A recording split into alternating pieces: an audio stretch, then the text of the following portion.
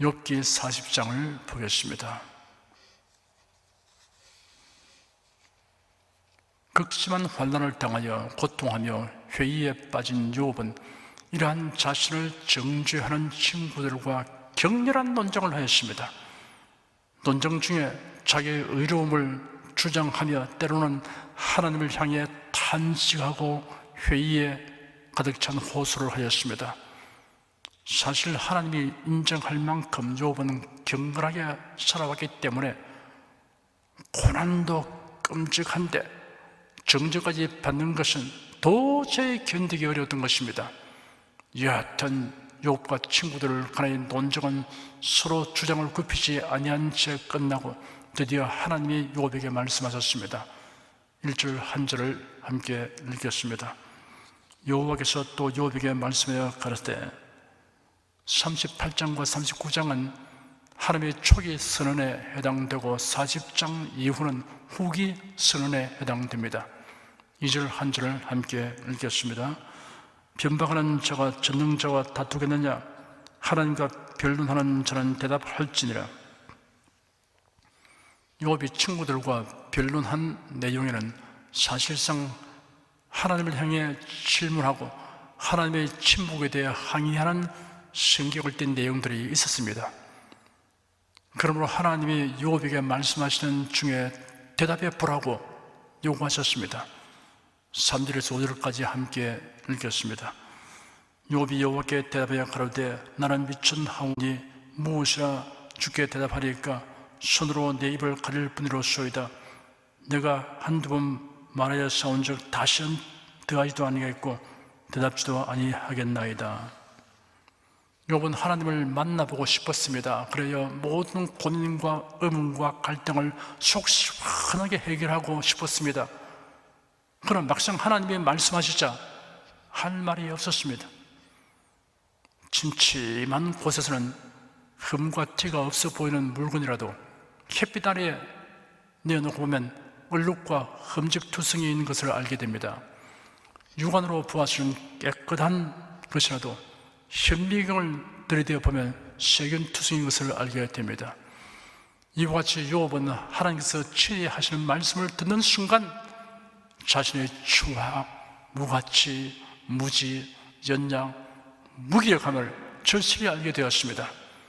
그래서 욥은 고백하기를 나는 미천하오니 무엇이라 주께 대답하리까? 손으로 내 입을 가릴 뿐이로소이다.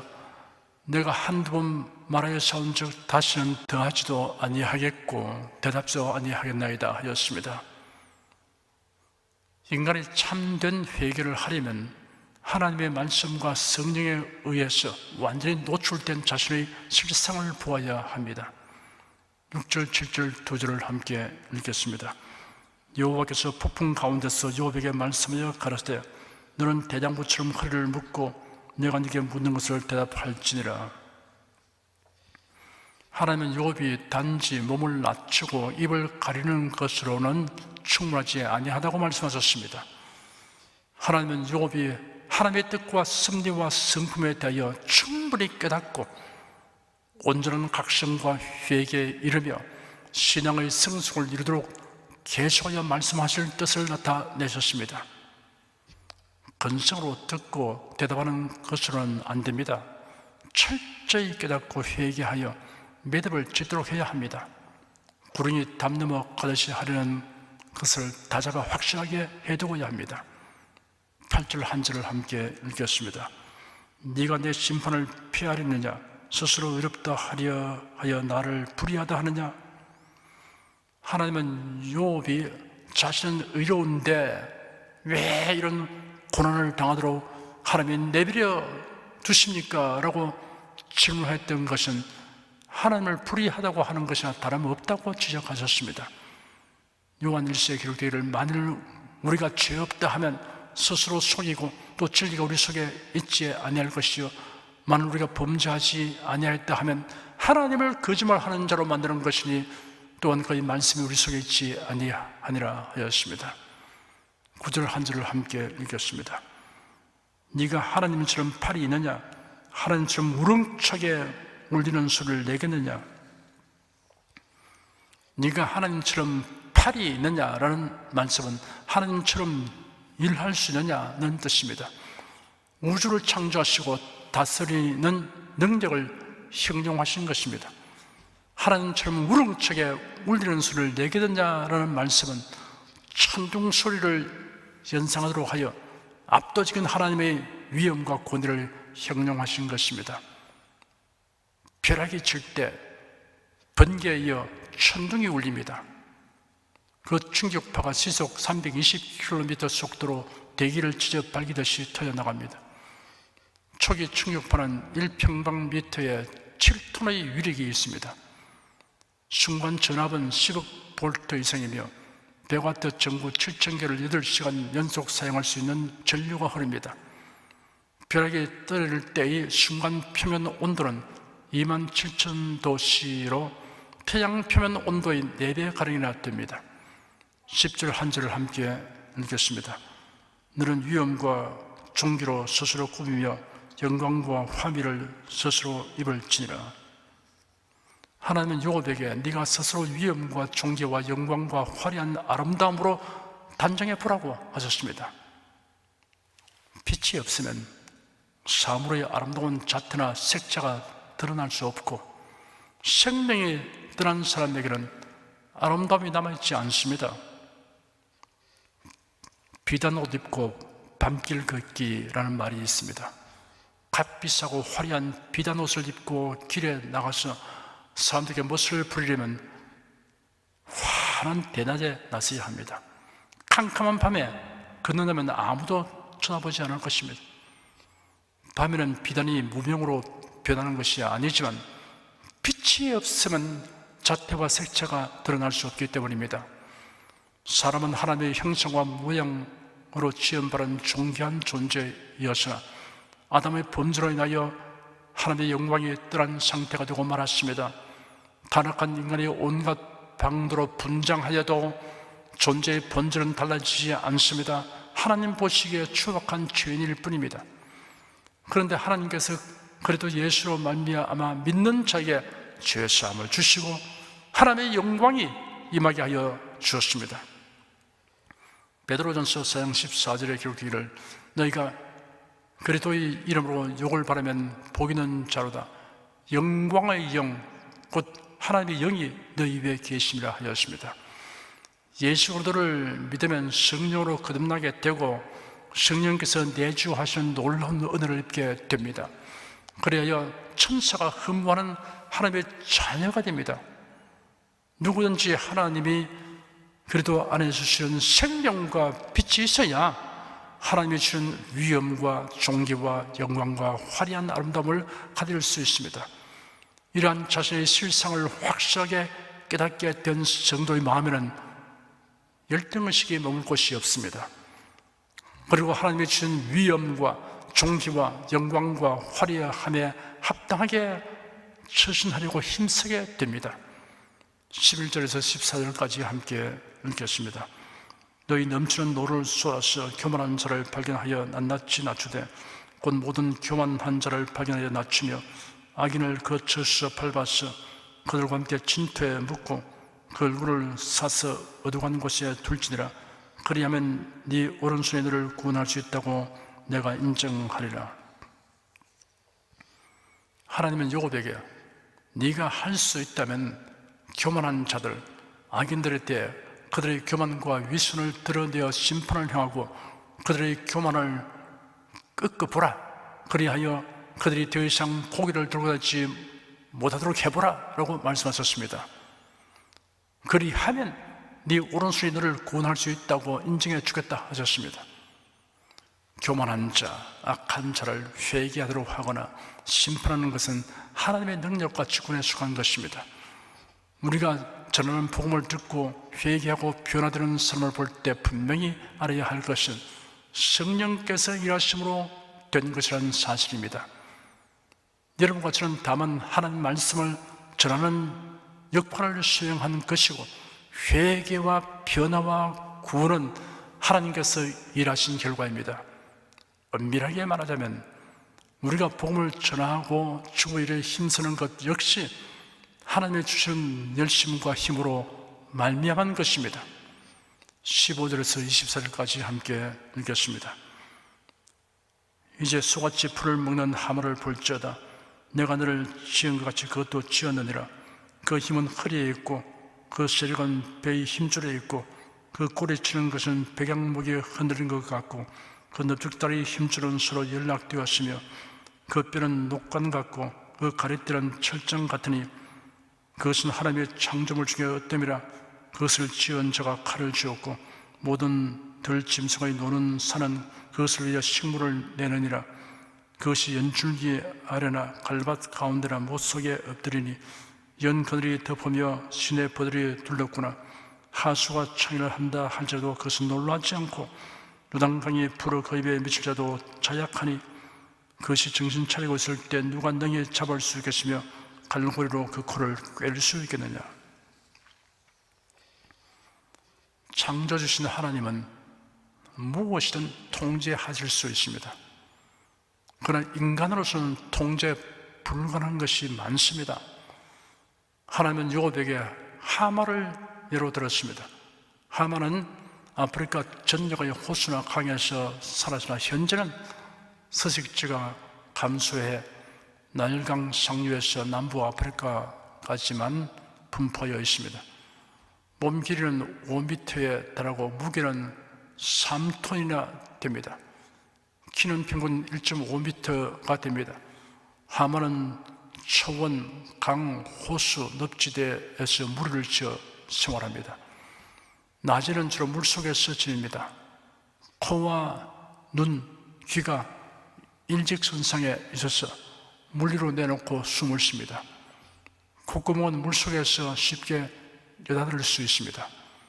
밤이 되면 무트로 올라와 몇 킬로미터씩 나돌아다니며 과실, 풀, 나무잎을 먹습니다. 매일 밤 100kg에 달하는 엄청난 양을 먹습니다. 만일 하마가 육식을 한다면 초원에 사는 동물들이 남아있지 않을 것입니다. 하마에게 함부로 덤빌 동물이 없습니다. 악어나 사자라도 감히 덤비지 못합니다. 1m가 되는 송곳니가 있어서 악어의 가죽을 뚫어버리며 사자의 머리를 부수기도 합니다. 임신기간은 7개월에서 8개월이고 물속에서 새끼를 낳을 수도 있으며 새끼는 생후 5분이 지나면 그럴 수 있습니다. 본문에 기록된 하마의 생태에서 배워야 할 교훈이 있습니다. 23절에 하수가 창일한다 할지라도 그것이 놀라지 않고 요단강이 불어 그 입에 미칠지라도 자약하니 하였습니다. 성도들은 하나님을 의뢰함으로 타연자약할 수 있습니다. 모세는 자기 동족인 히브리 사람을 학대하는 애굽 사람을 쳐서 죽였습니다. 지명수배 대상이 된 모세는 황급히 미디안으로 도망갔습니다. 우여곡절 끝에 그는 미디안의 제사장 이드로의 양들을 돌보게 되었습니다. 언간 40년의 세월이 하염없이 흘러서 모세는 89년이 되었습니다. 어느 날 양무리를 인도하여 호렙산으로 갔는데 거기서 하나님의 부르심을 받았습니다. 애굽으로 가서 애굽 사람들에게 종살이하는 이스라엘 자손들을 애굽 왕 바로에게서 구출하여 가나안 땅으로 인도하라는 소명을 받았습니다. 모세는 애굽 왕의 수배 대상일 뿐 아니라 동족의 배척도 받았고 나이도 80이 되었으며 바로를 대응할 군대도 없는 자신이 그런 일을 감행한다는 것은 무모한 행동이었어 섭을 주고 불로 들어가는 것이 다름없다는 생각을 하였을 것입니다. 모세가 하나님께 자신의 처지를 말씀드렸습니다. 내가 누구이기에 바로에게 가며 이스라엘 자손을 애굽에서 인도하여 내겠습니까? 하나님은 대답하시기를 내가 너와 함께 하겠다 하였습니다. 이보다 더 확실하고 완전한 보장은 없습니다. 드디어 모세는 이 말씀의 뜻을 깨닫게 되었습니다. 모세는 아내와 그 아들들을 나귀에 태우고 지팡이를 잡고 애굽으로 갔습니다. 그리고 두려움 없이 타연자약하게 바로에게로 가서 담판을 시작하였습니다. 모세의 후계자가 된 여호수아는 목이 곧고 패역한 백성들을 통솔하여 가나안 정복을 해야 하는 막중한 사명을 수행해야 할 것을 생각하니 마음이 몹시 무거웠습니다. 두려움이 엄습했습니다.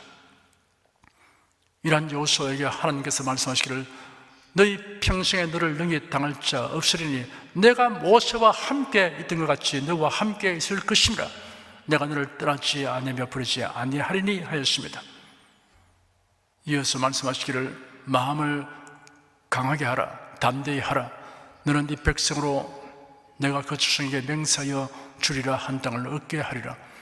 내가 네게 명한 것이 아니냐. 마음을 강하게 하고 담대히 하라. 두려워 말며 놀라지 말라. 네가 어디로 가든지 네 하나님 나 여호와가 너와 함께 하느니라 하였습니다. 내가 모세와 함께 있던 같이 너와 함께 있을 것이다. 이보다 더 확실하고 완전한 보장은 없습니다. 이 말씀을 주신 하나님을 의뢰함으로 여호수아는 마음이 강하게 되고 담대하게 되었습니다. 타연자약하게 문제를 대처하여 나갔습니다. 우리도 두려워 말라. 내가 너와 함께 함이니라. 놀라지 말라. 나는 내 하나님이 됨이니라. 내가 너를 굳세게 하리라. 참으로 너를 도와주리라. 참으로 나의 의로운 오른손으로 너를 붙들리라. 라는 언약을 주신 하나님을 의뢰하면 문제를 만나도 태연자약하게 대처해 나갈 수 있습니다. 예수께서 친히 말씀하시기를 두세 사람이 내 이름으로 모인 곳에는 나도 그들 중에 있느니라. 내가 내게 분부한 모든 것을 가르쳐 지키게 하라. 볼지어다 내가 세상 끝날까지 너희와 항상 함께 있으리라 하시니라 하였습니다. 24절에는 그것이 정신 차리고 있을 때 누가 능히 잡을 수 있겠으며 갈고리로 그 코를 꿰일 수 있겠느냐 하였습니다. 어떤 맹수도 상대할 수 없는 하만일지라도 정신 차리지 않고 있을 때는 위기를 대처할 수 없는 상태가 됩니다. 예수는 겟세마네 동산에서 제자들에게 시험에 들지 않게 깨어있어 기도하라 하셨습니다. 제자들은 이 말씀을 들었음에도 불구하고 졸았습니다. 예수님이 그들을 깨웠지만 또 졸았습니다. 그러더니 얼마 후 가룟 유다가 인솔하여 온 장정들이 예수님을 체포하니 제자들은 모두 도망갔습니다. 사도 베드로는 만물의 마지막이 가까웠으니 그러므로 너희는 정신을 차리고 근신하여 기도하라 하였습니다. 고린도전서 10장 12절에는 그런즉 선절로 생각하는 자는 넘어질까 조심하라 하였습니다. 마귀는 유혹과 핍박과 환난을 통하여 그리스도인들을 타락시키려고 합니다. 그러므로 성도들은 방심하지 말아야 합니다. 피차 독려하고 권면해야 합니다. 정신 차리고 근신하여 기도하는 성도는 넘어지지 않습니다. 기도하겠습니다. 하나님의 지으신 만물이 지닌 특성과 나타내는 현상은 모두 하나님의 능력과 지혜를 드러내고 있음을 우리가 깨닫게 하여 주시니 감사드립니다. 하나님을 경외하는 마음을 가지면 모든 사물에서 하나님의 능력과 지혜를 보고 깨닫게 되는 한편 이를 알므로써 또한 하나님을 향한 경외와 감사가 우리 생명에서 우러나오게 되옵나이다.